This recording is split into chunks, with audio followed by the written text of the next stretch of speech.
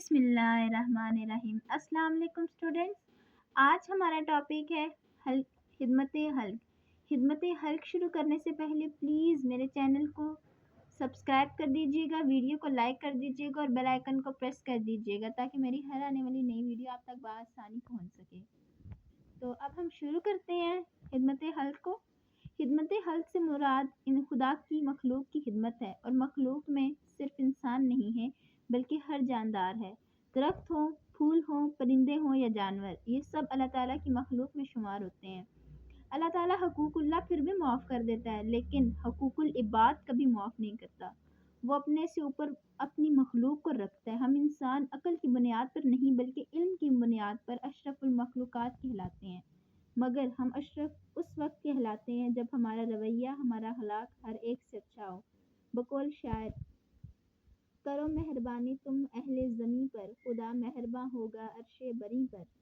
नबी करीम सल्लल्लाहु अलैहि वसल्लम इखलाक़ हुस्ना के मालिक थे। वो हर एक से बेहतरीन रवैया रखते थे। उनके रवैये और बेहतरीन अखलाक के बायस कई कुफ़ार ने इस्लाम कबूल किया था। इसी तरह एक औरत थी जो हर रोज़ नबी करीम सल्लल्लाहु अलैहि वसल्लम पर कचरा फेंका करती थी, मगर नबी करीम सल्लल्लाहु अलैहि वसल्लम सिर्फ उसे मुस्कुरा कर देखा करते थे। एक दिन वो ना आई तो नबी करीम सल्लल्लाहु अलैहि वसल्लम उसके घर गए तो मालूम पड़ा कि सख्त तबीयत की खराबी की वजह से वो ना आ सकी। इन्होंने उसके घर का सारा काम भी किया, और नबी करीम सल्लल्लाहु अलैहि वसल्लम का जो अखलाक था उसे इतना मुतासिर कर चुका था कि वो फ़ौरन से उनके कदमों में गिर गई और इस्लाम कबूल कर लिया। जैसा कि हदीस नबवी है, मुसलमानों में कामिल तरीन ईमान वाला वो है जो अखलाक के लिहाज से सबसे अच्छा है।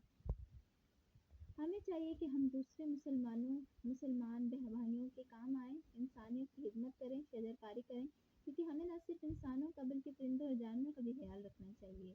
अबू बिन अदम का नाम सुनहरे हरूफ में इसीलिए लिखा गया था ना क्योंकि उन्होंने खुदा की मखलूक से मोहब्बत की, और जो खुदा की मखलूक से मोहब्बत करता है खुदा उससे इंतहा की मोहब्बत करता है।